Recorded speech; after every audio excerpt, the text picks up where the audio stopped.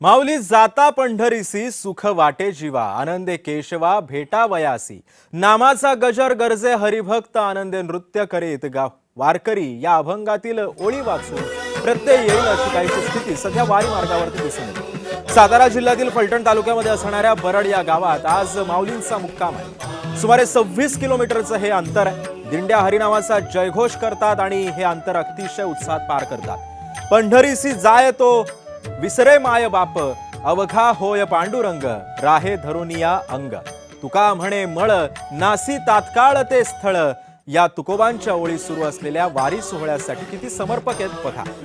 तर याच वारी मार्गावरून वारी प्रवासाचा आढावा घेतलाय आमचे प्रतिनिधी प्रशांत साखळीकर।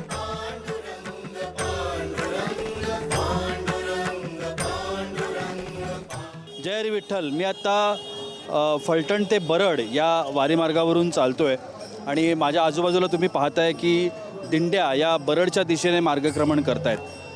खरं तर माऊलींची पालखी ज्या वेळेला कोणत्याही गावाच्या दिशेनं पुढे पुढे जात असते त्यावेळेला अशा पद्धतीच्या त्या सगळ्या दिंड्या ज्या वारी सोहळ्यामध्ये सहभागी झालेल्या आहेत त्या हरिनामाचा जयघोष करत टाळ मृदुंगांच्या गजरामध्ये मार्गक्रमण करत असतात।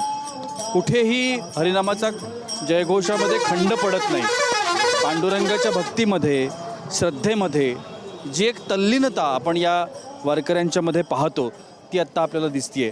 बरड मध्ये आज माऊलींच्या पालखी सोहळ्याचा मुक्काम असणार आहे आणि या मुक्काम ज्या ठिकाणी असतो तिथे सुद्धा हा हरिनामाचा जयघोष आपला सातत्यानं पाहायला मिळतो।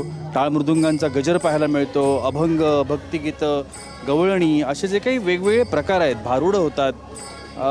ज्या वेगवेगळ्या प्रकारांमधून संतांनी जनजागृतीचं काम केलं, अनेक असे अभंग ज्याच्यातून त्यावेळच्या ज्या रूढी प्रथा परंपरा आहेत त्याच्यावरती भाष्य करण्याचं काम संतांनी केलं। हे जे काही अभंग आहेत जे मुखोद्गत आहेत पांडुरंगाच्या भक्तीच्या संदर्भातले हे अभंग जे वारकरी माऊलींच्या मुखी आपण पाहतो असे अभंग या पालखी तळावर सुद्धा आपल्याला सातत्यानं ऐकायला मिळतात आणि हा हरिनामाचा जयघोष सातत्यानं सुरू असतो। कधीही न थकणारी ही सगळी माऊलींची पावलं आहेत आणि ही पावलं हळूहळू पंढरपूरच्या दिशेनं मार्गक्रमण करतायत। ओढ एकच आहे की आषाढीला पांडुरंगाचं दर्शन घ्यायचं। आषाढीला अनेक वारकरी असे आपल्याला मिळतात की जे फक्त जे विठ्ठल मंदिर आहे, मुख्य विठ्ठल मंदिर आहे त्याच्या कळसाचं दर्शन घेतात आणि आपली वारी ते सुफळ संपूर्ण म्हणून आपल्या गावी परततात।